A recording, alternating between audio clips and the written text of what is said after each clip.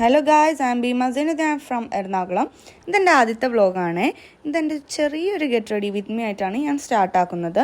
First തന്നെ ഞാൻ പോൺസിൻ്റെ moisturiser ക്രീമാണ് അപ്ലൈ ചെയ്യുന്നത്. ഇത് നല്ല ഗ്ലോ കിട്ടാൻ ഹെൽപ്പ് ചെയ്യുന്നുണ്ട്. മാത്രമല്ല ഇത് നമ്മുടെ ഓപ്പൺ പോസിനെയൊക്കെ തടയുന്നുമുണ്ട്. അടുത്തതായി ഞാൻ യൂസ് ചെയ്യുന്നത് ഒരു ഗുഡ് വൈബ്സിൻ്റെ സിക്ക സൺസ്ക്രീനാണ്. ഇത് അടിപൊളി സൺസ്ക്രീനാണ് മക്കളെ, ഒന്നും പറയാനില്ല.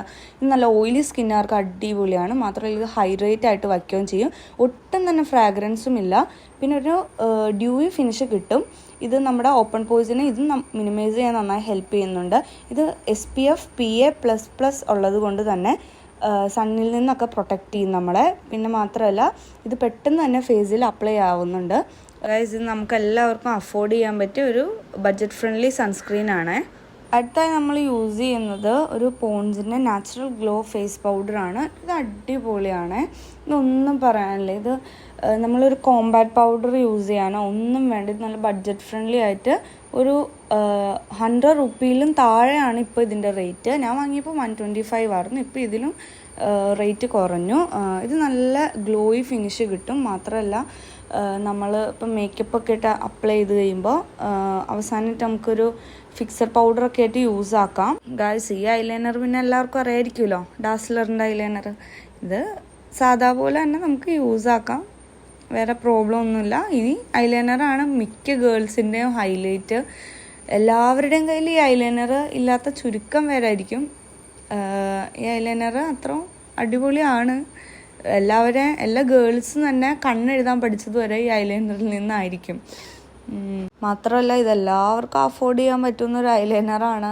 വെറും 40-50 എന്തോ റുപ്യ ഉള്ളൂ ഇപ്പം.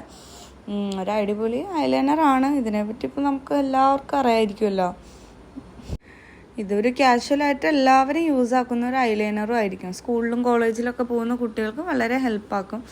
ഒരു കാഷ്വലായിട്ട് നമ്മൾ യൂസ് ആക്കാൻ കഴിയും. എൻ്റെ കണ്ണാരും നോക്കണ്ട, ഒന്ന് എഴുതുമ്പോൾ ഒന്ന് വേറെ ആയിട്ട് വരാം.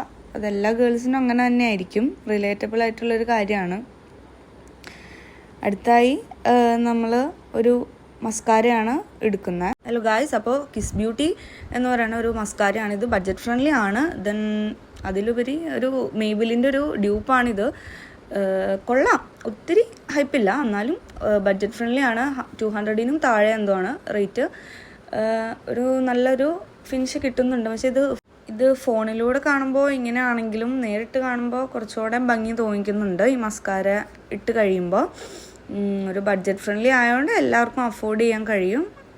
ഗൈസ്, ഇത് ഒരു ഫേസസ് കാനഡയുടെ ഒരു കംഫി മാറ്റി വാവ് ലിപ്സ്റ്റിക്കാണ്. ഒരു അടിപൊളി ലിപ്സ്റ്റിക്കാണ്. ഇതൊരു ബ്രൗൺ ഷെയ്ഡ് നമുക്ക് തരും.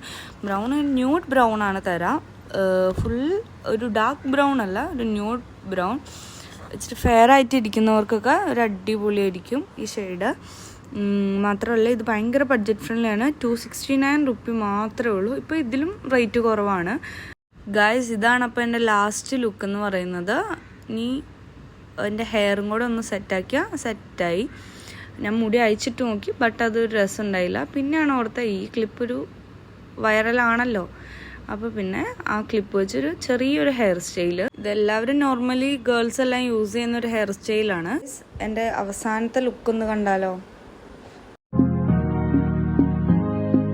साहिबा आए घर काहे ना, ऐसे तो सताए ना, देखूं तुझको चैन आता. Do subscribe and like. Bye guys.